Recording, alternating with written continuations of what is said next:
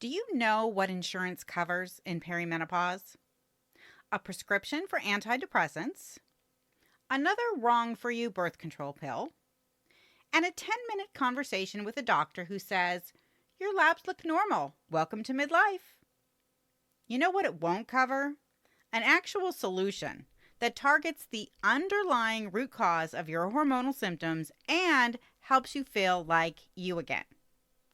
If you've ever said, "I'd get help if my insurance covered it," or "I can't afford to spend any money on this," you don't want to skip this episode, because today we're not just talking about money, we're talking about the hidden costs of hormone imbalance, the invisible price tags that don't show up on a credit card bill, but chip away at our relationships, our careers, our confidence, and our health. In today's episode, I'm peeling back the curtain on what insurance covers, what it doesn't, and why what you're paying might be just managing symptoms without really solving the problem. So grab a quick potty break and set your podcast player speed to 1.5, because time is money, and I'll be back to break it all down in less than 90 seconds. Welcome to Are You There Midlife? It's me, Monica. Hi, I'm Monica Topetti, wife, mom, health coach, and hormone imbalance survivor. And I'm on a mission to help women in midlife balance hormones naturally without drugs, doctors, or divorce. Are you tired of dealing with heavy, painful periods that look like a crime scene? Are you sick of struggling with anxiety, fatigue, or brain fog that... What was I just saying? Are you frustrated doing all the things to lose weight but still packing on pounds faster than a real housewife changes Birkins? Girl, you are in the right place. Join me each week as I spill the tea on what to expect in perimenopause and beyond. From IBS to insomnia, bloating to funky body odor, I'll unpack all the weird stuff happening inside our midlife bodies. Plus, give you the latest science and holistic solutions to manage it all. So ditch the Spanx and hop on board the Hot Mess Express. Let's do this. Hey, beautiful. Welcome back to the show. Okay, so our healthcare system can handle a broken bone or a full-blown emergency. But when it comes to our hormones, not so much. That's because traditional medicine isn't built for the long game of midlife health. It's designed to treat diseases, not help us feel better or even function better. What does that mean for women over 40? Quick appointments, symptom band-aids, short-term fixes. A prescription for Ambien if we can't sleep. Lexapro if we're anxious. Or maybe a low-dose birth control pill if our periods have gone off the rails. But no doctor is asking us why our body is out of balance in the first place. And it shows. It's not uncommon for women in midlife to be taking 7, 8, even 10 different prescription medications to treat, quote unquote, our symptoms. And all of them come with side effects, and all of them are covered by insurance. And yet, our quality of life doesn't actually improve. Which brings us to the dollars and cents of perimenopause and menopause. Or more specifically, what's covered and what's not. So, our medical system is designed to treat disease, which, surprise, perimenopause and menopause are not. Just ask any doctor and she'll tell you this stage is a natural biological transition, not something to be cured. Unfortunately, insurance only covers what's considered medically necessary, not what actually helps us function, thrive, or feel like a human being again. And just because perimenopause and menopause symptoms are common, there are like 134 documented symptoms of menopause alone, doesn't mean they're normal. And the fact insurance doesn't cover nutritional therapy, functional testing, root cause investigation, or real answers that go beyond symptom management, doesn't mean those things aren't essential. Adding insult to injury, while 70% of women in midlife experience hormone-related symptoms that negatively affect our health, only 10% of us, 10%, ever receive adequate information about our treatment options. Why is that? Well, it might have something to do with the fact that only 20% of all OBGYNs have had any menopause-related training at all. And that lack of training often leads to misdiagnosis or missed diagnoses altogether. One of the top causes of wasteful spending on specialty provider visits, tests, labs that, you guessed it, are all covered by insurance. Now this is where it gets really interesting. Did you know the menopausal transition can last up to 14 years? Yeah. So while we're waiting for the medical system and the insurance industry to catch up and offer us more complete solutions for the 1.3 million women just in the U.S. who enter menopause every year, we're often left untreated or waiting until our hormone imbalance progresses into conditions like fibroids, uterine cysts, frozen shoulder, or high blood pressure, or even actual diseases like diabetes, obesity, heart problems, and even cancer, all of which carry their own hefty out-of-pocket price tags. When we're exhausted, anxious, foggy, and riding the emotional equivalent of a broken roller coaster, we're not exactly showing up as our best selves. That's not a judgment, it's just the reality of hormone imbalance. So we need to look at what the cost is outside of our pocketbook. Number one, the cost to our relationships. Hormone imbalance. It usually starts with the ones we love most and accidentally unload on first. Our kids, right? The snapping over a pair of shoes left in the hallway, or the "what do you want?" that comes out of our mouths way harsher than how we meant it to. The tears that hit mid-dinner because somebody spilled something and it broke us. We're not proud of it, but we're also not crazy. We're just overwhelmed. And our kids, they feel it. They might not understand what's going on, but they know our energy's off. So they start tiptoeing around us, asking less questions, pulling away. And then we feel guilty because we know they're just reacting to us, but we feel paralyzed to change. Then there's our marriage or our long-term relationship, whatever that partnership looks like for you. One day we're snapping over a dishwasher not being loaded correctly. Guilty. And the next we're avoiding intimacy because our body doesn't feel like our own. Libido? Gone. Emotional bandwidth? Pretty non-existent. We feel misunderstood. They feel shut out. We lash out over little things and immediately we regret it. But after a while, our partner stops asking us if we're okay and just pulls away.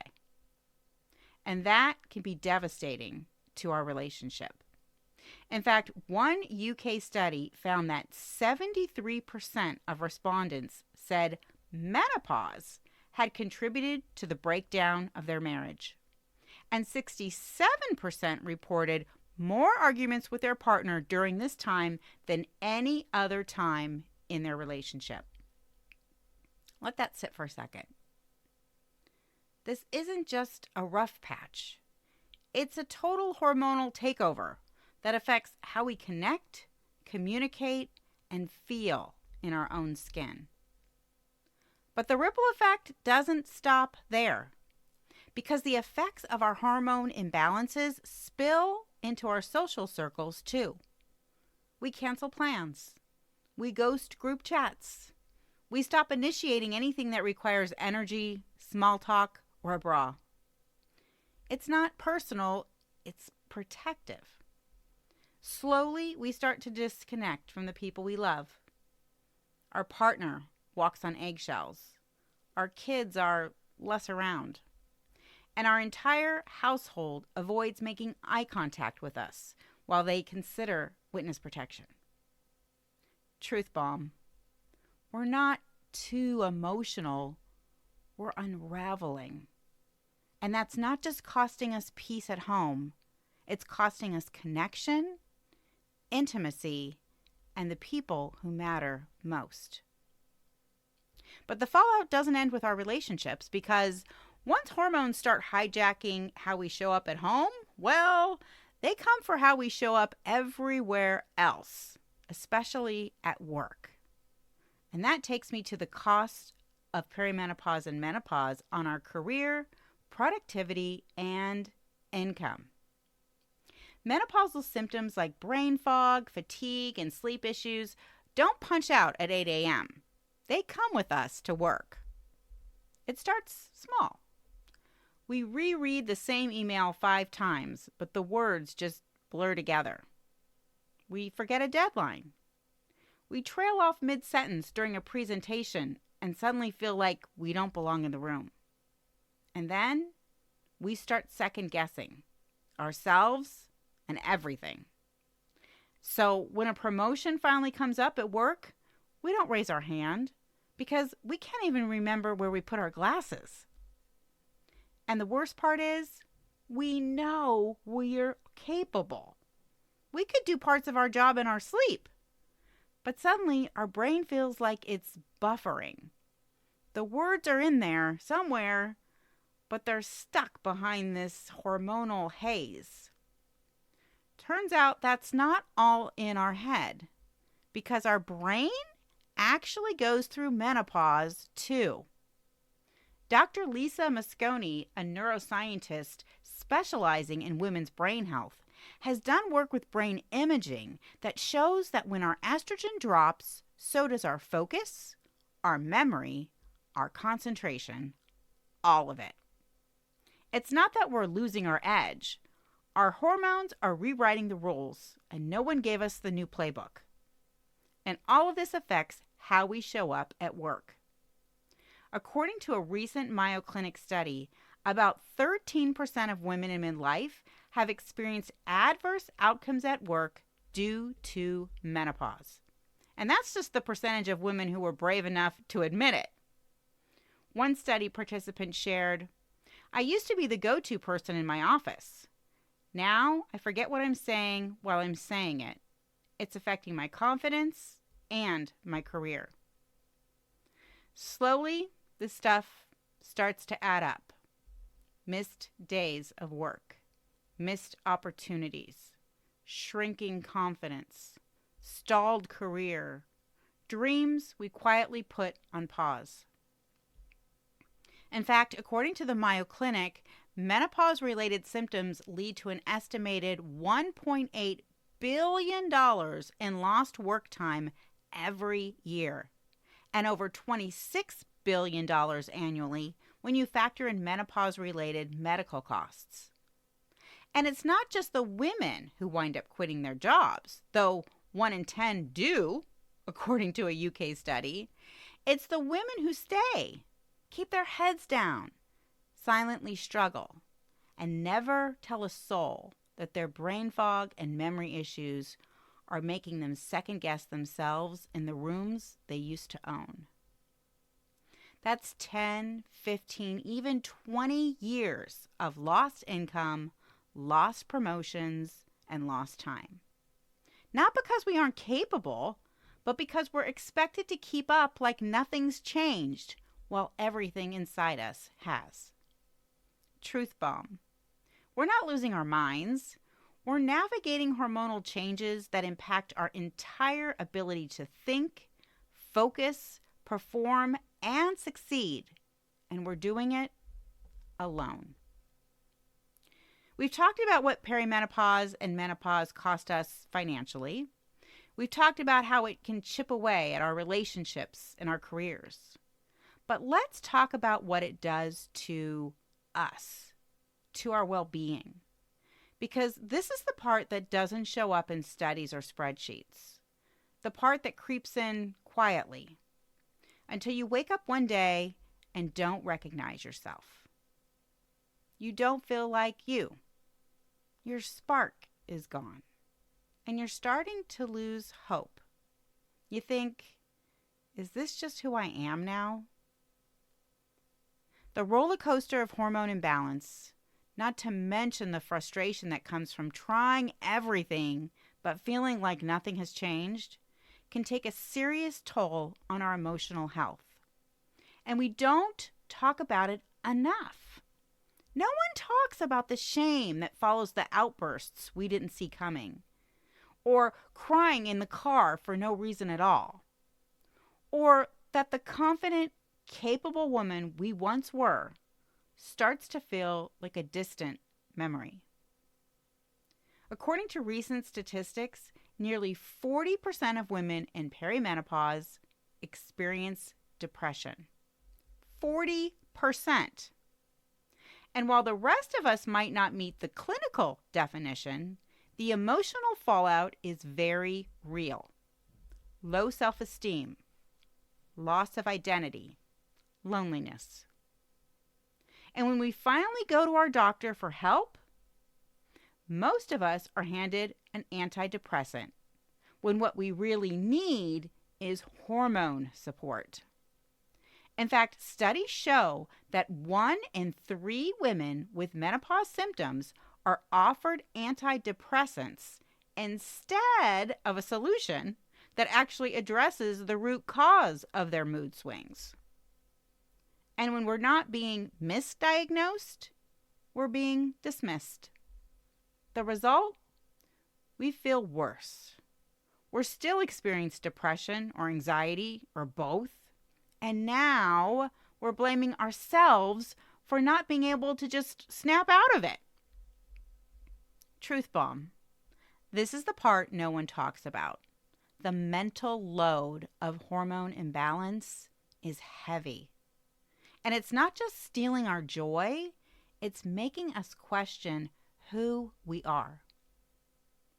Balancing our hormones isn't just a matter of what insurance covers or doesn't cover. It's about whether we can afford not to fix them. Because the real cost of staying stuck isn't just money. It's our relationships, our focus, our joy, and our ability to show up for the people we love. If you've been nodding along throughout this episode, thinking about the cost your hormones are taking on your relationships, your work, and your sense of self, don't just file that truth bomb away as something to deal with later. Because you can actually take the first step right now to find out what's really going on with your hormones. Just head on over to bit.ly/takemyhormonequiz and take my free hormone symptom profile assessment. Now, this is not some AI-generated BuzzFeed quiz. No shade to AI, but it's a diagnostic tool developed by 3 functional medicine doctors, and it's helped more than 1,400 women get to the bottom of their symptoms and take the right next step toward healing.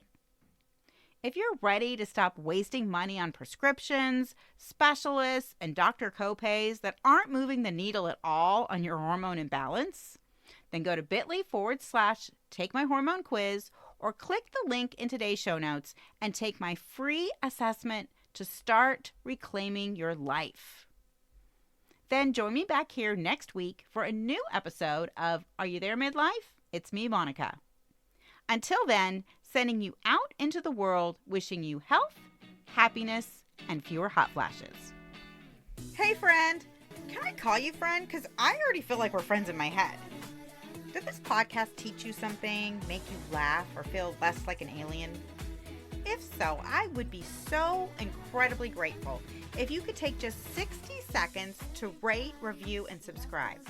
That is the number one way you can thank me and support the show. Until next week, stay cool and keep away from sharp objects.